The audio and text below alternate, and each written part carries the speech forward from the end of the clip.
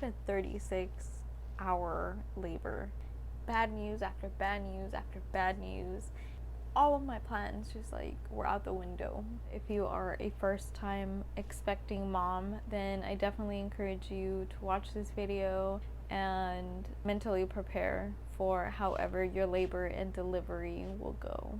Ever since I can remember, I have wanted to be a mom, and I remember watching so many videos about natural labor and deliveries, and when I found out that I was expecting, I immediately knew that that was the route that I wanted to take.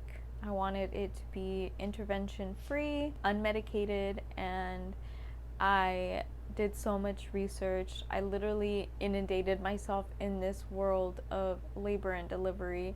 I know that they say that however baby comes, as long as they're healthy, is great. I don't want to diminish our experience as women and the desires that we have. Whatever it may be, if you want to go straight to an epidural or if you want to labor unmedicated, however it is that you want, I want to honor everyone's experiences, and I know I definitely had a picture in my mind of how it was going to go, and I seriously believed it in my heart that it was going to go the way that I had planned, but God just had a different plan waiting for me, a different journey to bring my son into this world. There is so much that I could talk about the preferences that I had. I had a birth plan preferences document that I had created, and it took me so long to really think about what my desires would be in an ideal situation, and I really in my heart thought that I was really open to whatever situation would present itself, and I really thought that I had equipped myself to be prepared to ask the right questions and just be able to advocate for myself. And I really tried to also help my husband understand like what my desires were, so if I wasn't in the position, he could advocate for me. And I genuinely think that we did our very best to do those things, and I still ended up getting induced. I would say that the one thing that I really did not want was to have a C-section, and spoiler alert, I did not have a C-section. I just didn't really understand all of the circumstances that could happen, that could lead to needing an induction. Never expected to go to 42 weeks. That's right, I literally went over my due date by 3 weeks. I know I've heard that first time moms tend to go into labor later than like second, third, fourth pregnancies, but I really did not understand the emotional distress that I would be in after the due date. I was constantly breaking down in like tears, and I don't even know if it was like anxiety exactly. I just was so anxious to have it happen. Trying to look at signs of what your body is doing. I mean, I literally had probably like 3 membrane sweeps, which I didn't think that I was gonna do. And then I lost my mucus plug for like multiple times, weeks on end. Started to feel like period like cramping, and I cannot explain, like I just had it in my mind that I wanted to show my baby how much I loved him by wanting to feel literally everything that it took to bring him into this world.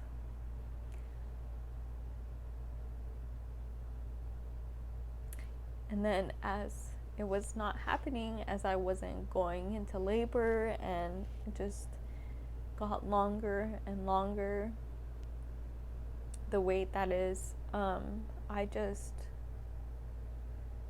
don't know, it was like my reasoning just went out the window.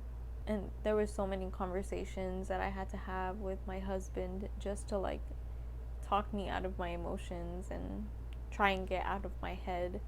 I literally did so many labor inducing workouts and like stretches and the Three Sisters of Balance, the mile circuit, and none of it was working. And it's like you read the YouTube comments and there's women talking about, I did this and I went into labor 3 hours later, I had my baby the next day, and you are so hopeful that that will happen to you, and then it doesn't, again and again and again. So anyway, back to the purpose of the video is to talk about why I have not uploaded my labor and delivery video, because I did record it. I was seriously like so over it at the end that I kind of failed to recognize that everything was still part of the process. I ended up scheduling an induction when I was 41 and some days. I think I was like 41 and 3 when I scheduled my elective induction, even though like at that point it was sort of medical, but it was kind of like gray area because I was low risk, but it was getting close to that 42-week mark, and it ended up getting postponed because there was no room in the hospital. Spoiler alert, I ended up having to get medically induced because baby had low fluid count during his non-stress test, and I really was not expecting to get admitted. We took our like hospital bag just because we were under the we had acknowledged that like it was a possibility, but I didn't take everything that I would have wanted to, just because I didn't think that I was going to stay at the hospital. And it's something that like I've heard so many women say, where they feel like their body failed them. And I really don't want to say that, because I genuinely believe that God has built our bodies to be able to birth children, to be able to carry children, and I don't want to diminish that, while also acknowledging like it did feel that way, even if it wasn't to the extent of like me vocalizing it in those words. I did feel like my body had failed. Even during like my induction, I thought things were going well, and then as like my labor progressed and then didn't progress the way that I started to like understand how they were administering the Pitocin and how my body stopped reacting to it, and the encouragement that they would give me that, well, your body might kickstart, and maybe some women only need a little bit of Pitocin and their body takes over.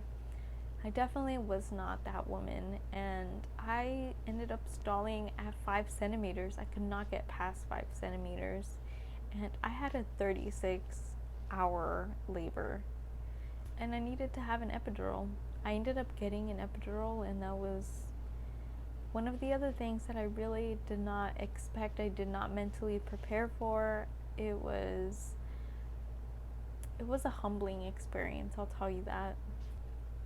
And the thing that I really, really wanted to touch on is like how much that experience has impacted like my experience on YouTube. I watched so many videos, I watched so many YouTubers and subscribed to so many channels and like Instagram accounts that talk about like natural birth, and now it is like literally triggering. I am triggered. I feel like a pit in my stomach. It's not all the time, but it is so difficult for me to sometimes just like acknowledge that I didn't have that, and like I can still be holding my baby and it still hurts, and I know that it could be so much more difficult. You know, sometimes I don't want to vocalize it because I don't want to feel ungrateful. So I just like internalize it and I don't talk about it, but I do have that envy of like just going through that spontaneous labor. Like I imagined so many ways that I could have labored at home. That was the plan. I was like literally yearning to go through that experience, and then I just felt like it was completely just taken from me. Like, even the mystery of, like, is this real labor?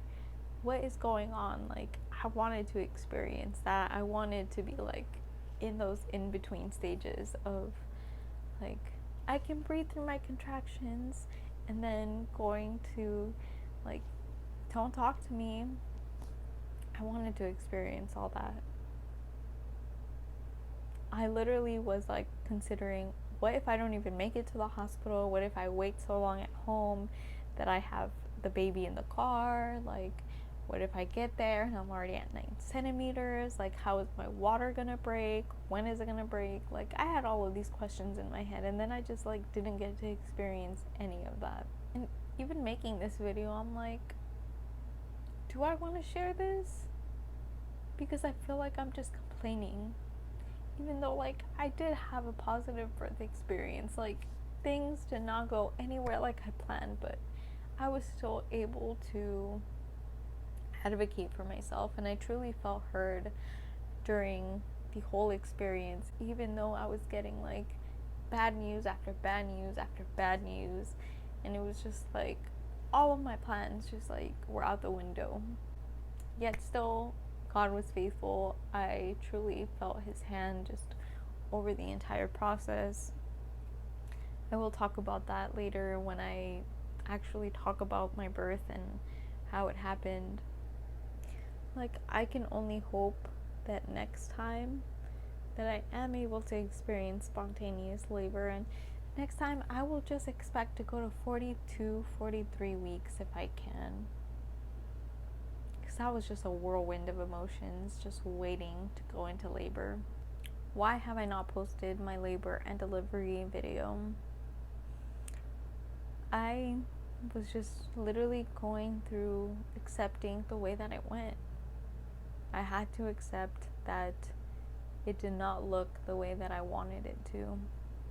That I had an idea, and I was grieving of that fantasy of what that would look like. And there's an element of shame that I'm trying to get over, and I still haven't, like, fully unpacked how I feel about everything. But I really wanted to make this video because I have posted videos postpartum, things about, like, the baby, and it's like this elephant in the room in my head when it comes to, like, what I'm posting, and it's like I just wanted to get it out there, but it's been, like, so hard to edit the video, and, like, I love watching the footage that I have. I think it's going to be a great video when I do post it, when I get to, like, edit, and I hope that I'm able to, like, give that birth experience the justice that it deserves. Like, I don't want to, like, be super upset about it, but at the end of the day, I am really grateful that I was able to deliver a healthy baby, however that looked like. And all I can do is just work towards accepting it. I don't have to be happy with it completely. I appreciate you listening. I appreciate you for being my friend. I am excited, truly, to get that video up, but I appreciate your patience for waiting for it. I hope that you are still excited to see it. This was just, like, a heart-to-heart that I needed to have to get it out there. If you want to connect with me, you can follow me on Instagram at Mrs. Daisy Ringgold. I hope that I get to see you again and hang out for a slightly happier video. I'm usually very, very cheery, and yeah, I mean, this is the other part of motherhood, that it entails sacrifices, and things aren't going to be like what you planned, and you just gotta roll with the punches. So thank you for listening, and I hope to see you next time. Bye.